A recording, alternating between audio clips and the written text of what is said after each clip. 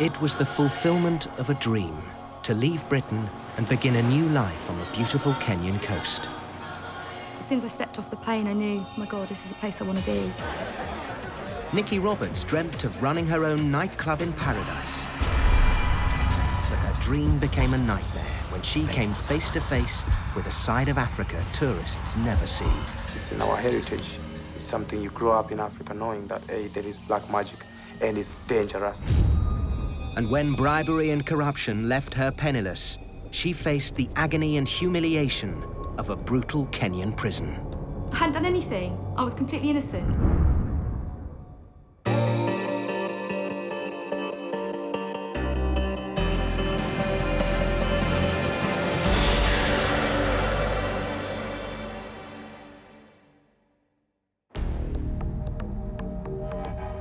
The first time I ever went to Kenya was with Robin, who was my fiancé at the time. Robin just saw it as a holiday, a nice place to go. He didn't actually sort of get sucked into the vibe, the feeling of it.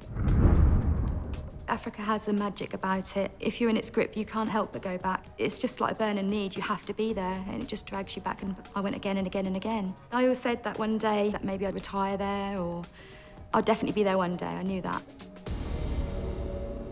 But then, back in England, Nikki's life was turned upside down when her fiancé, Robin, was killed in a motorbike accident. I was in complete shock for a while. He was 27 when he died. I mean, you know, 27-year-old dying just like that, it suddenly wakes you up. You suddenly realise, my God, this is your life. It could be over tomorrow. You know, anything could happen to you. You could be dead. So if you don't live now, you're never going to live. With nothing left to keep Nikki in her hometown of Norwich, it was time to get away and start a new life. In Kenya, the money she received from Robin's life insurance policy would go 10 times further. Nikki would have the lifestyle she'd always dreamed of.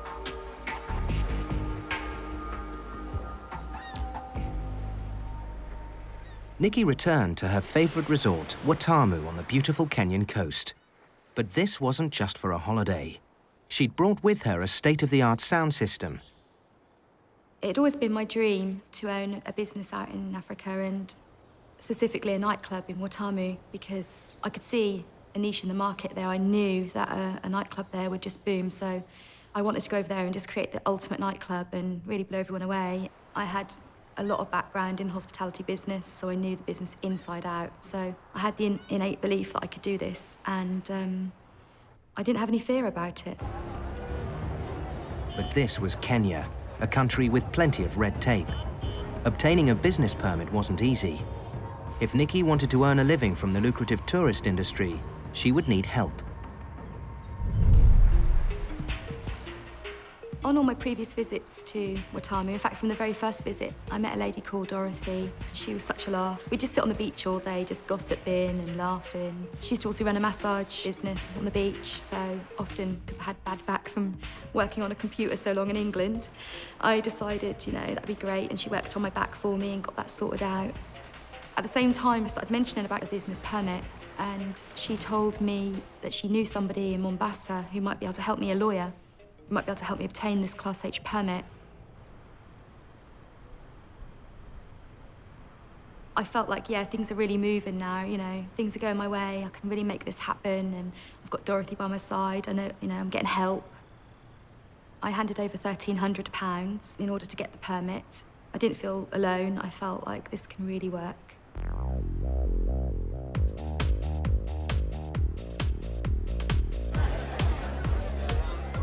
One night I was with some friends in a club called Inferno. At that time, I wasn't looking for love at all. Oh, there's no way I was looking for love, especially after the shock of Robin's death.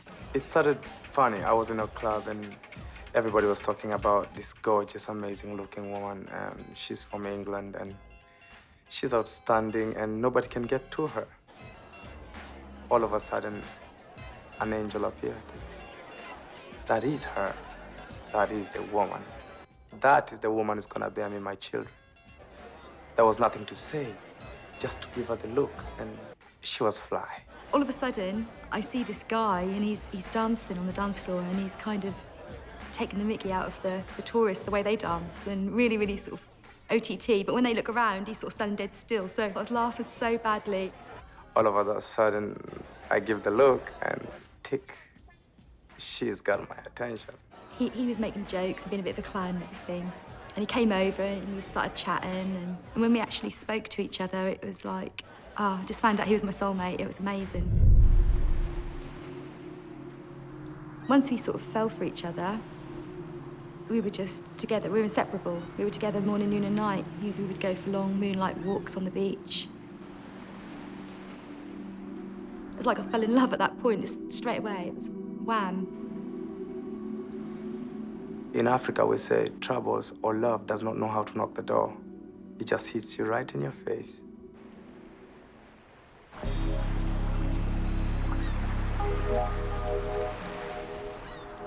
At that stage, you know, life seemed to be going amazingly well. You know, I couldn't hardly believe it. I was in the place of my dreams. I had, you know, the possibility of the most amazing business. I had the most incredible bloke alive. You know, he was just everything to me. He was my soulmate. I couldn't have asked for more. After Moffat moved in, Nikki quickly found some premises where she could set up her nightclub. She took with her the all-important business permit which Dorothy had recently obtained for her. But when she presented it to the building's owner, she didn't get the reaction she was hoping for. The permit was fake. I felt incredibly hurt, because she was like my best friend, you know. She was the only person I felt I could trust other than Moffat, and I felt destroyed. It really tore me up. I went to the police and they took a report, but not much was done about it. I was in a foreign country, been money taken, and I was just left high and dry. Nikki Roberts had arrived in Kenya with a dream of starting a nightclub. Everything was going according to plan, but then her best friend sold her a fake business permit and made off with £1,300. After this incident, it really hit home to me that there was a lot more to Kenya than I'd actually really realised. Moffat used to keep warning me. He used to say to me actually all the time, you know, be careful, because it isn't what you think it is. Not all the smiling faces are hiding good hearts. That's one of his things he used to say. Smiling faces can be hiding black hearts too. I thought to myself, maybe, you know, not everybody's going to be like this, surely. So I tried to sort of be open-minded and look forward to getting things sorted out.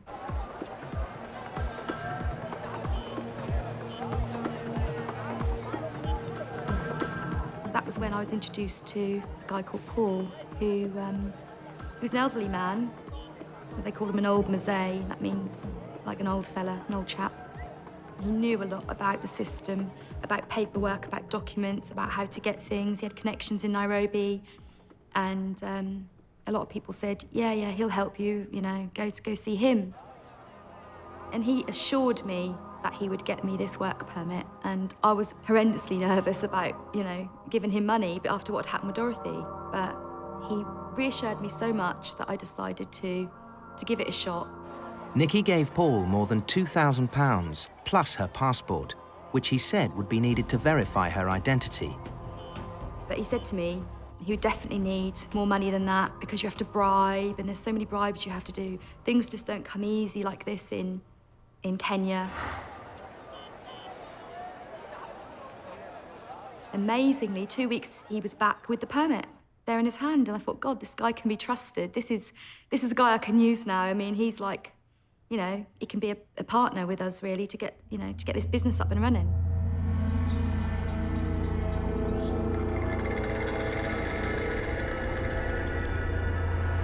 But as soon as Nikki's permit materialized, something else turned up. One day, Nikki came home and she asked me, Moff, did you put something on the gate?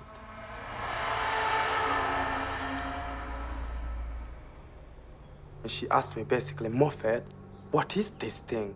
Who can, you know, put blood and skin and all the rubbish in for a joke? Is this a prank like in England? I told her, no, my dear. No, this is no prank. This is a serious thing, and it's gonna affect us, and it's gonna beat us big time. I reached down to pick it up, and Moffat immediately sort of said, "No, don't do that. My God, don't touch it, don't touch it." And I go, "Why?" He said, "It's juju." I said, "What's juju?" And he explained it was like voodoo. Somebody had thrown it there to basically give us a curse.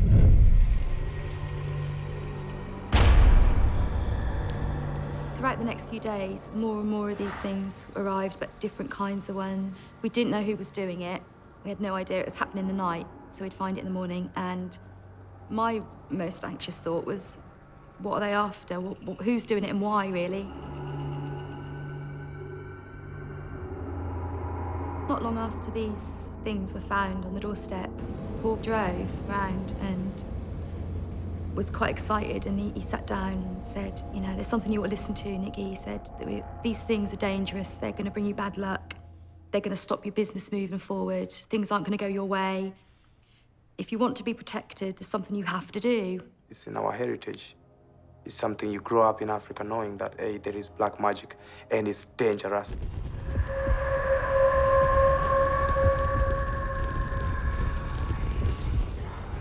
Paul arranged for Nikki and Moffat to take part in a voodoo ceremony to counteract the curses. It was really dark at night. We went through all these trees and we got to this place where there was a clearing. And there was this man, the witch doctor. He was dressed with his headdress on. He was stark naked apart from a loincloth. He had like scars all over his chest, like where he'd been sliced. And Moffat explained to me this was part of a lot of the ceremonies where you protect yourself, you have to be sliced. And I said, "No way." She went all ballistic and she said, "Nobody's gonna touch my skin with no blade, no one." Last thing I noticed was this open grave. I thought, my God, what's that for? I was like really starting to panic at this stage. Paul explained Nikki must lie down in the grave if she wanted the curse removed by the voodoo ceremony.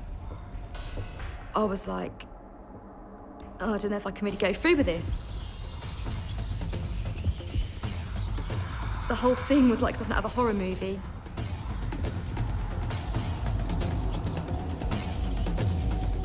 She just went into the grave because she had to.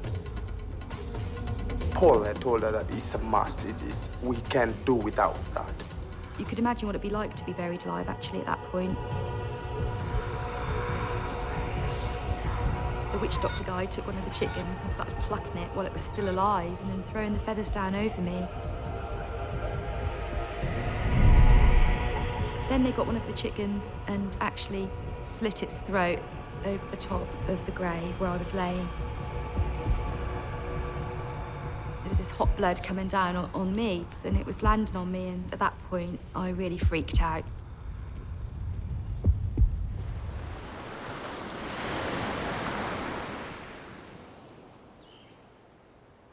She was very shaken, very shocked. There's some things you can teach somebody, but there's some things they have to go through them for them to understand. So she went through that, and I'm ever so sorry for her. With the curse removed, Nikki could safely get on with her plans, and Paul was with her every step of the way. After the juju ceremony, Paul became a much more important fixture in our life. He was our unofficial driver who would drive us where we needed to go. He was also assisting us with the search for land, the appropriate land to build our nightclub on. He was great. With Paul sorting out the land deal, Nikki started getting things ready for her dream nightclub. But it was proving to be more expensive than she'd expected. Meanwhile, we'd started to run out of money. So Paul had suggested that we rent out the sound system. The state-of-the-art sound system was an essential part of Nikki's plan. There was nothing like it in Watamu. Paul arranged a demonstration for all the local bar and club owners.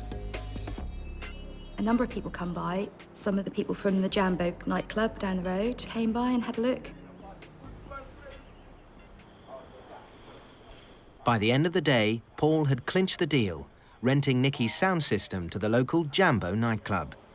Everything was going amazingly well, so smoothly. We really felt positive, me and Moff. We believed, you know, things were going to really pan out well for us. The dream was coming alive now at last.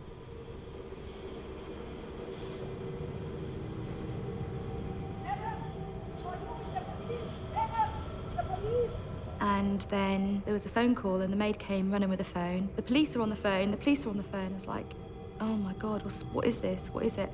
So I was told on the phone that the owner of Jambo Club was at the police station and he was saying that I'd sold my sound system to him and not delivered the goods.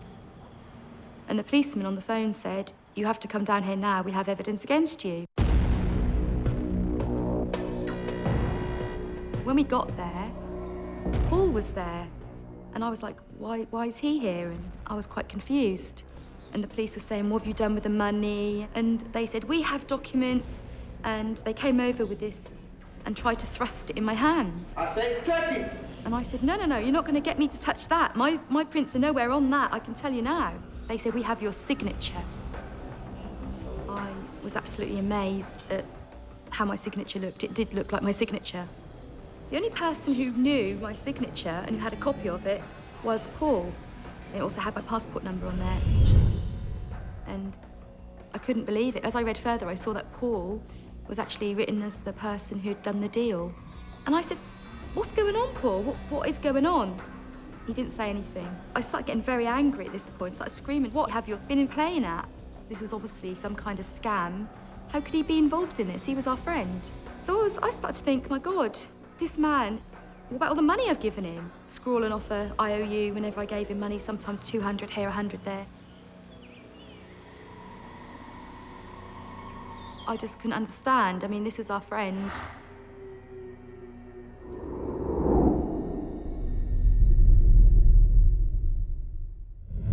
With Paul's betrayal sinking in, Nikki was sent home by the police chief to get the sound system. But she had other ideas. She called her neighbor, who'd lived in Kenya for years, and asked for help. She said she would be willing to hide the system. And she said she also had a contact in the police station who she'd be able to find out what was really going on behind the scenes. She made a phone call and said, Nikki, you need to get out of Watamu now. I said, why? She said, they're coming to arrest you. And if you go in, you'll stay in. She said, I've got an idea. I know the Deputy Commissioner of Police in Nairobi. I can give him a call and let him know you're coming, and he'll be able to sort it out for you. Take my car, yeah. Go! Nairobi was 600 kilometers away. It would take them 12 hours to get there.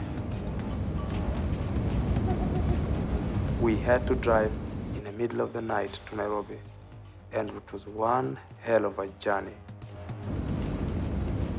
I sat there, gripping the wheel, absolutely terrified. I was half expecting a police car to come screaming up behind me any minute. Paul had completely dashed all our hopes on every front. It looked like every single thing that we had done was fake. All our dreams were basically in the dirt. We had nothing. All we had now was our freedom, so we were running for our lives.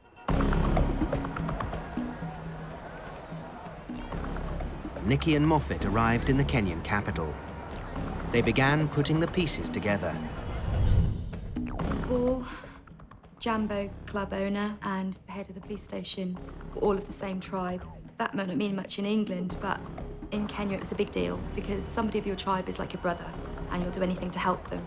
And more than likely the whole idea had been to frighten me so much I would have handed the sound system over, and literally they would have got the system for peanuts.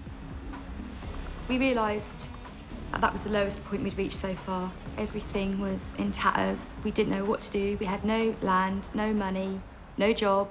Things were looking really black. When we entered the office, the commissioner sat there behind his desk, and I would have thought he'd been quite a scary figure, but he wasn't. He was very friendly. He had a big beaming smile on his face, and he welcomed us. He shook our hands and told us to sit down. And then he said, "What can I do for you, my dear?" So we told him the story. We said, exactly what had happened, and he then proceeded to ask us for 7,000 shillings, which in English money at the time was about £70. We gave him the money. I said, so what's going to happen? Are we going to be okay? Is it going to be sorted? And he said, don't you worry, be at home in Kenya, feel at home. And I said, right, well, I still don't know what's going to happen. Can I go back and not be arrested? Is it safe to go back? And he said, no, it's fine, I'll sort it, don't worry. So I thought, well, nothing more I can do about it, and I just had to leave because he wasn't going to say any more. So I left the office and we went to a hotel to sleep.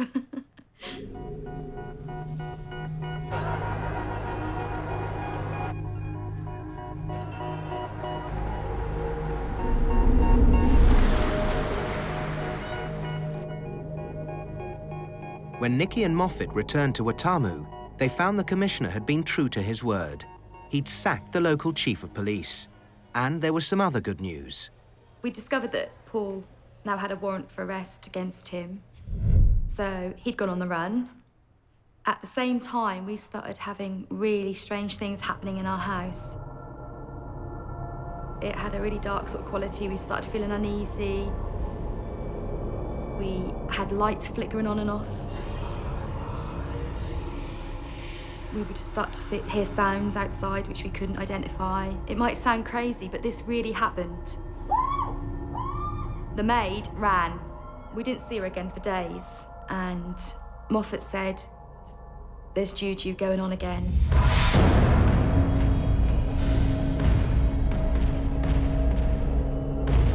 We've actually heard through somebody in the village that Paul had actually been behind it, basically getting revenge because there was now a warrant out for his arrest. So we knew that he was deeply embroiled in this kind of stuff, and we actually feared. So we decided we had to get away. We then moved to Malindi, which is about 30 kilometres away. And I've discovered I was pregnant at that point. Nicky Roberts' dream wasn't turning out the way she had planned. She'd been hounded out of her house by black magic and conned by the people she'd trusted. Now, with her money almost gone, she was expecting a child. The worst part was not really knowing what was going to happen, because I had no mother there, no sister, no friends. Nobody could give me any advice on how it was all going to happen and what pregnancy was all about. And there was no such thing as scans or anything like that going on. There was no hospital, not proper hospital, for about 130 kilometres. The nearest one was Mombasa. So I was literally in a town which didn't really have a proper hospital at all.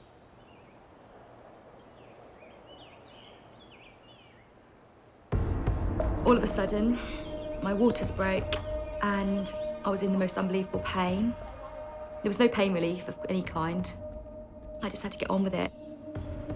After 24 hours, Nicky and Moffat realised they needed medical help. A local private clinic was the closest port of call. Nothing was happening. I wasn't dilated. So we phoned the clinic and they said to me, if this carries on much longer, you're going to have to go to hospital and have a cesarean because you can't go more than 24 hours because the baby could suffer as a result. And they said they needed £500 up front. I didn't have £500, I was broke.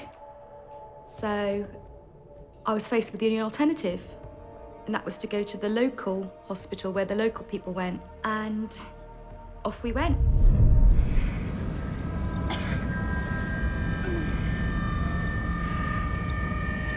And I was comforting her all the time, and I know she was going through hell.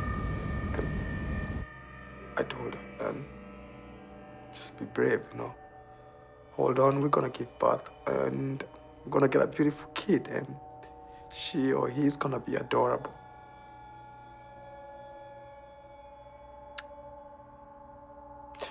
But then it was not. They left it.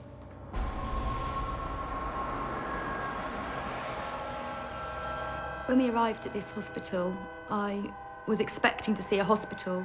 What I basically saw was a collection of buildings, literally made out of breeze block. And throughout all these buildings were throngs and throngs of local Africans, some really sick, wailing on the floor. It was just chaos, and I just looked at this and thought, my God, I can't be having an operation in a place like this.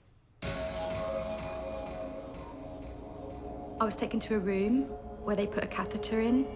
The doctor came along, who was a very well-respected surgeon from the area, and I felt quite safe putting myself in his hands because he was known to help a lot of the white community. So I was put on this metal trolley. It was almost like something you'd wheel food on. And I was wheeled on this metal trolley, which was icy cold, through the corridor and straight into an operating theatre. I was then laid out on the operating table where people were actually arranging the knives and sorting the knives and scalpels and everything out right in front of me. This was completely scary. I was panicking. I didn't know what to do, and the next thing I know, I'm being put under. As Nikki slipped into unconsciousness, what she didn't know was that the surgeon she trusted had gone home, too exhausted to perform another operation. Nikki was now in the hands of inexperienced trainee doctors. I was in a catch-22 situation. If I don't let her go in that theater and get operated on, obviously we'll lose our daughter. And if I let her go in there, I don't know what they're gonna do to her.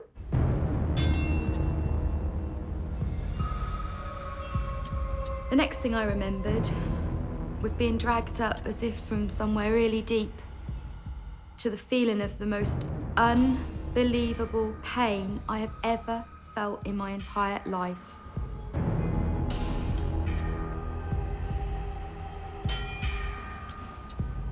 It was like somebody was ripping my guts out from inside me. It's a burning pain so bad. I actually believed I was dead and in hell. As my mind came more and more conscious, I suddenly realised I was actually on the operating table. I was awake, they were operating on me, and I was paralysed. And I couldn't tell them. I tried to move my arms, I couldn't move them because the drug they give you to paralyse you was just so strong, you can't move a thing. And I laid there, trapped in this body, I couldn't move a thing, and I was just feeling everything.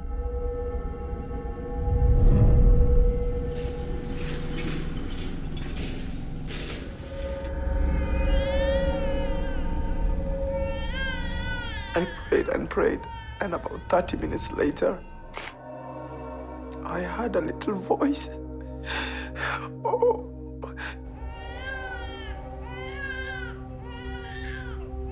At that point, I started expelling what looked like the placenta. So they hadn't even removed it during the operation, it was just left there. Another thing I could have died from.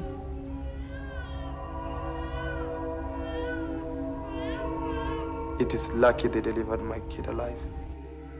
But from there on, it was a disaster to the end.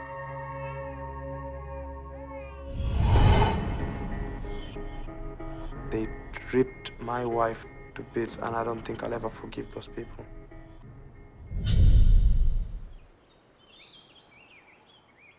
Nikki gave birth to a healthy baby girl, Saffron, but her own recovery took some time. It took me a long while before it healed. It took about 3 months before I was actually able to move normally. I couldn't do anything that was like dancing or running or anything that involved serious activity. I could move around, walk, but that was about the limit of what I could do. The reason I decided not to go back to UK at that point was the fact that facing defeat, giving in, I didn't want to go back and people go, you see, we told you so. I didn't want to face that. I was too proud, maybe wrongly, but I thought, right, I'm going to battle this, I'm going to win this, I'm going to make this happen. I've still got my dream, it can still happen. I'm going to do it.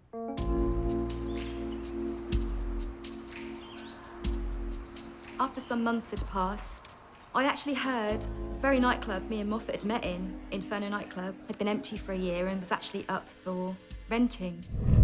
So I thought, wow, this is my opportunity again, you know? Maybe I can get in there and you know, my dream can still happen. I went and saw the landlady and had a long discussion with her.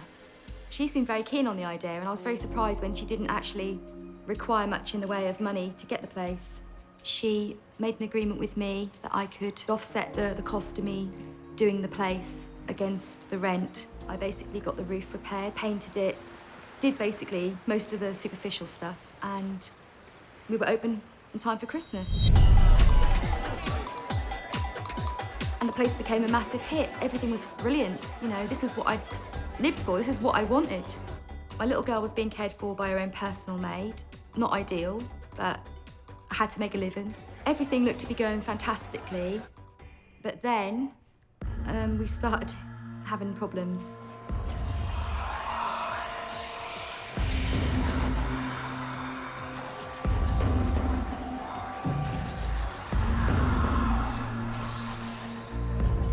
So the abracadabra start again. The juju hit again. It was just madness. The Ascari, the watchman, at night started to refuse to work. He said there's weird things going on in the garden. He said there's creatures roaming this garden that aren't of this earth. Previously, we'd been packed full of people.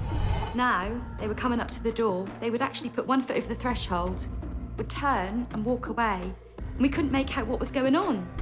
The black magic hit us hard with hatred, with such hatred and jealousy and envy. How can this British girl and this kissy boy, they come to our land, they earn what we could earn in a year in one night? That is hard to take for a Kenyan. We keep running out of supplies all the time, so again, the customers were getting annoyed because they couldn't get this drink or that drink. Many a time I would call the beer company and sort of say, you know, what's going on with my beer? And I would not really get a reply. They would promise they would deliver it and it would never come. There was one particular time I was literally screaming down the phone, where's my beer? Where's my beer? Because my customers didn't have anything to drink. The next minute, I'm being dragged out of my house by police officers with guns at their sides. I was completely in shock. Now what have I done to deserve this, you know?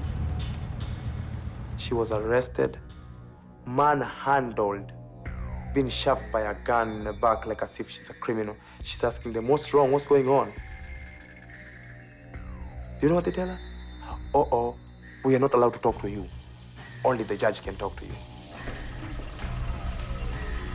From there, I was dragged into the chambers where the magistrate was. She didn't see me in court. I was dragged into chambers. Miss Robert, you have committed a serious crime. And I was given a paper saying, you're being accused of an electricity bill which you haven't paid. You've broken some furniture in the nightclub and the landlady's got a complaint against you.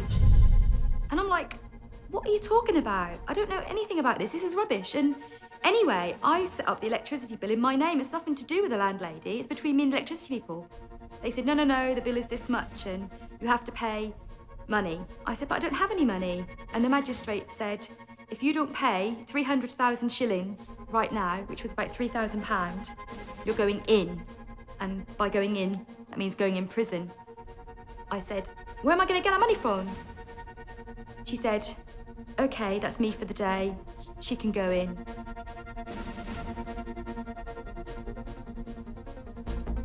She got up, picked up her bag, walked out the door. And that was it. There was nobody else to protest to because she was the only body who could undo the order. I was dragged from that office, crying, screaming.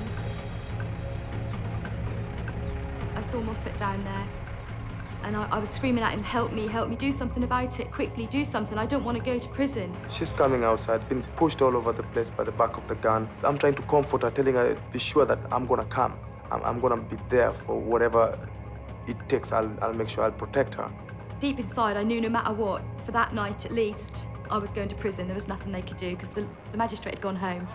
I was thrown on the back of this truck with all of those women from the holding cells on this big open back truck where everybody could see you. So we drove off.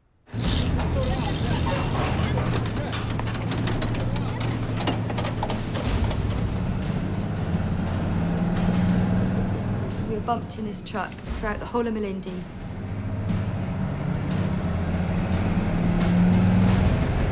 There were people watching from the side of the streets. Of course, they're going to stare at a white person in the back of a prison lorry. I was an oddity.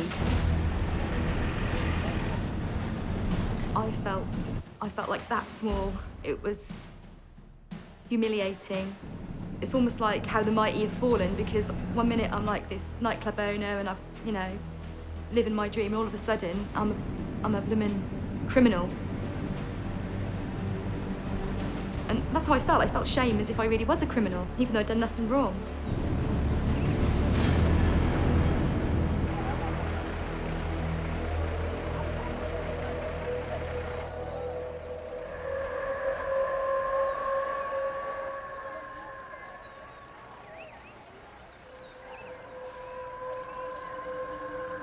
was shoved into this small room with 2 prison officers and 2 prisoners.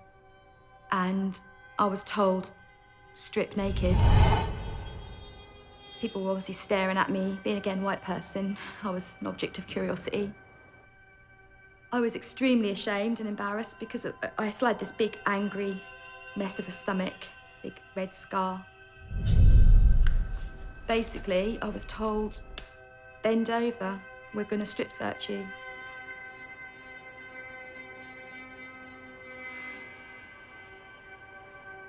And they did an internal search, and it was painful, and it was embarrassing, and I've never had anything like that done to me before. And I felt, I don't know, I felt like dirt. This is a woman who's never seen this kind of treatment in her life. And she's not even healed up properly. And they're laughing, saying, oh, you think this is Europe where you come here, you're given your PlayStation in jail? This is not jail, this is remand, and you better get used to it, or else we're gonna make you black even if you're white.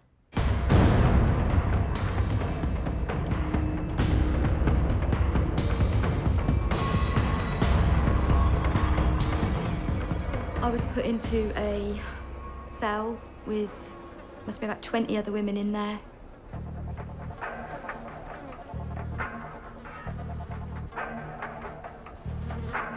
I was basically told to sleep on the floor. So I sat in a corner and cried and wondered what I'd done that was so bad. The prison was steaming hot. There were mosquitoes everywhere. I'd already had malaria 5 times throughout my time of living in Kenya. And I could see it happening again very easily. Conditions in the prison were horrendous. They were unbelievable, really. People had TB. They had HIV. One of the worst things that happened has got to be when they make you cover.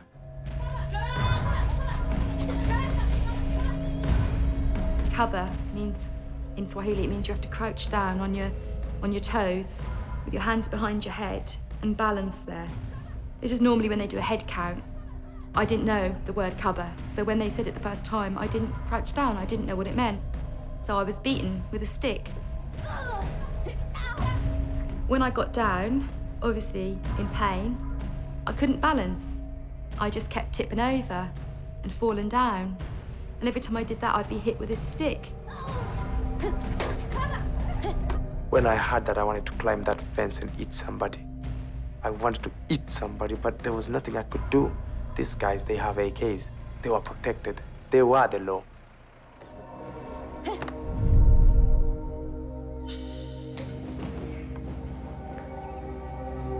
Day after day went by and I had no idea if I was going to get out or how I was going to get out.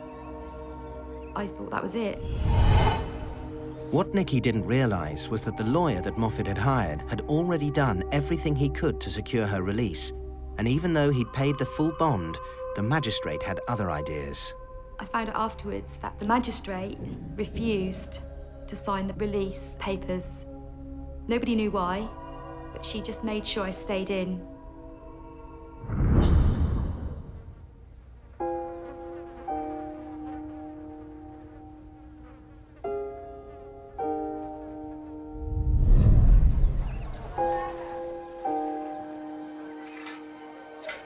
After 10 days in prison, the magistrate finally released Nikki.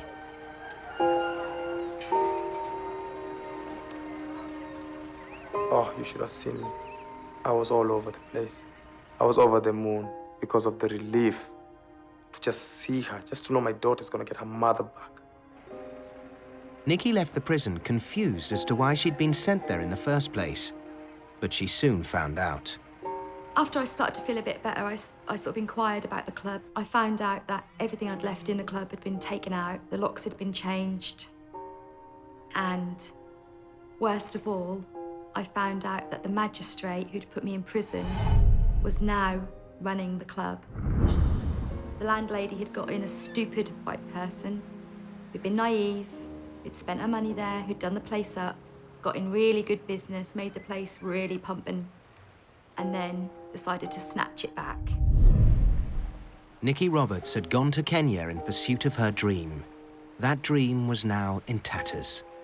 The thing with Kenya is the majority believe that if you're white, you must have gold in your pockets. It's just a misconception that if you're white, you must have money, and therefore they're poor. Why shouldn't they have some of your money? In 2003, Nikki and Moffat got married in Kenya before deciding to return to the UK. Their marriage didn't last, and Moffat returned to Africa.